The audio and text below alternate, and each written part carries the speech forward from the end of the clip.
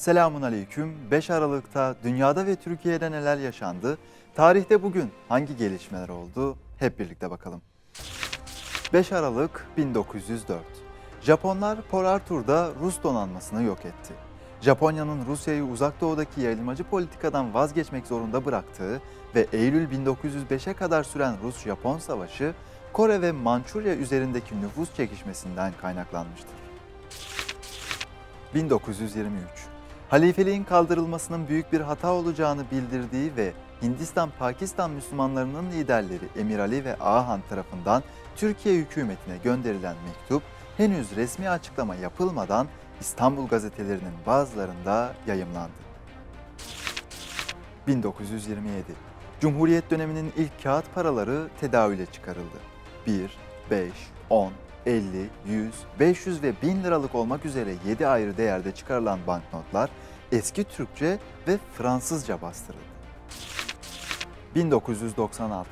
MHP lideri Alparslan Türkeş, Susurluk olayının bir kaza değil, dış kaynaklı bir suikast olabileceği iddiasında bulundu. Devlet içinde organize olmuş bu derin çetelerin ülkücü ve milliyetçi cephe ile ilişkili olduklarının iddia edildiği bir dönemde Türkeş'in bu sözleri manidar bulundu. 2003. YÖK Başkanlığını 8 yıldır yürüten Profesör Doktor Kemal Gürüz'ün görev süresi sona erdi. Laikçi, çatışmacı bir portre çizen Gürüz, 7 Ocak 2009 tarihinde Ergenekon soruşturması kapsamında gözaltına alınmıştır. 2012. Cumhurbaşkanı Abdullah Gül, büyükşehir belediyeleri ile ilgili yasayı onayladı. Yasa, nüfusu 750 bini aşan illerin büyükşehir belediyesi kapsamına alınabilmesine imkan tanıyordu.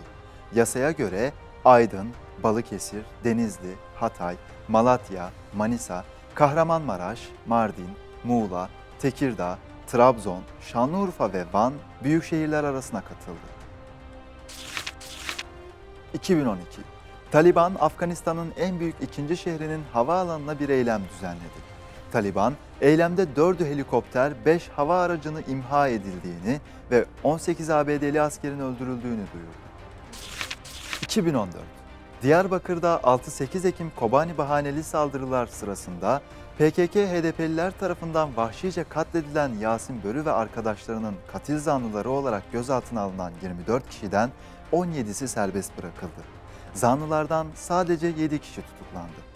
Katil zanlılarının sorgularının yapıldığı Diyarbakır Adliyesi önünde toplanan Diyarbakır halkı ise karara tepki gösterdi. 2015. Hazar Denizi'ndeki Güneşli Petrol Yatağı bünyesindeki 10. platformda yangın çıktı.